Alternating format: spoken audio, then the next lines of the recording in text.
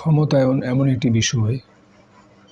আজকে আমরা ইলন মাস্কের কথা জেনেছিলাম মার্কিন নির্বাচনে ডোনাল্ড ট্রাম্পকে ইলন মাস্ক যেভাবে অর্থায়ন বা সাপোর্ট দিয়ে গেছেন অর্থনৈতিকভাবেই।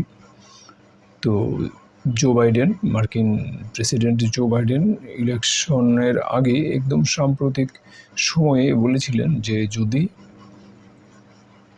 ডোনাল্ড ট্রাম্প হেরে যান তাহলে ইলন মাস্কের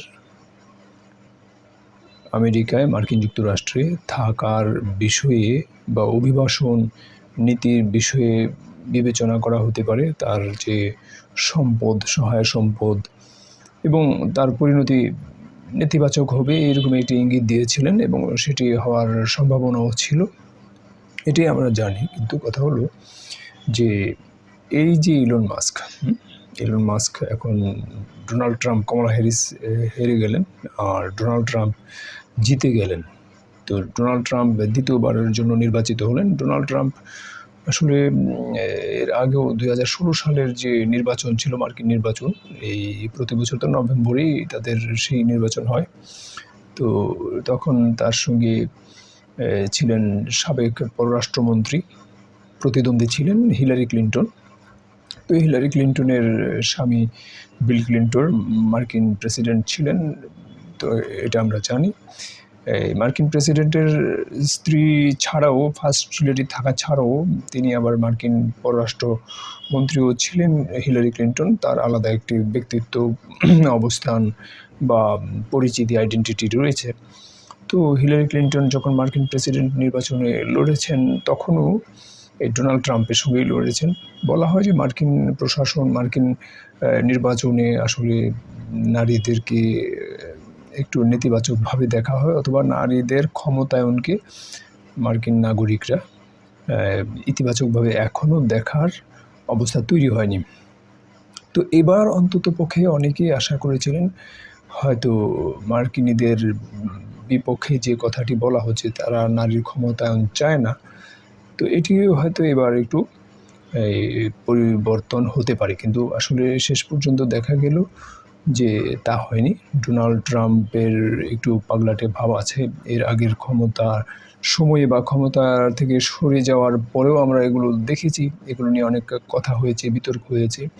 কিন্তু এবারও ডোনাল্ড ট্রাম্পের সঙ্গে যিনি নির্বাচনে এই প্রতিযোগিতায় এলেন, তিনিও একজন নারী প্রতিদ্বন্দ্বী এবং শক্তপোক্ত প্রতিদ্বন্দ্বী ছিলেন, কমলা হ্যারিস।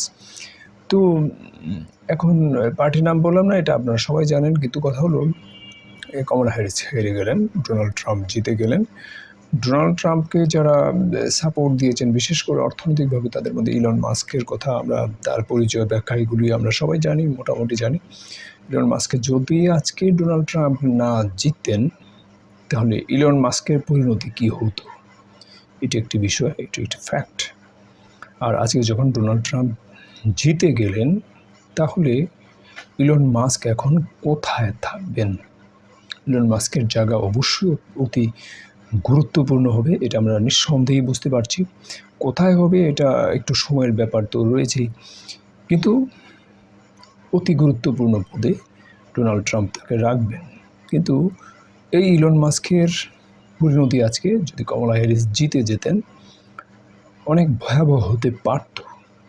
তাহলে আসলে মানুষের অবস্থান অনেক সময় নির্ভর করে রাজনৈতিক ক্ষমতায়নের সঙ্গে। যারা রাজনীতিতে সরাসরি জড়িত তাদের তো বটেই, তেমনিভাবে সাধারণ যারা জনগণ বা মাস পিপল, আমরা গণমানুষ বলি অথবা পিপল বলি, যাই বলি, তাদের ভাগ্য রাজনৈতিক ক্ষমতায়নের সঙ্গে একেবারে ওতপ্রোতভাবে জড়িত। শুধু আমরা এখন ভাবছি যে ক্ষমতার পালা বদলে ইলন মাস্কের পরিণতি এই হতে পারত, আর ইলন মাস্কের পরিণতি এই হতে যাচ্ছে।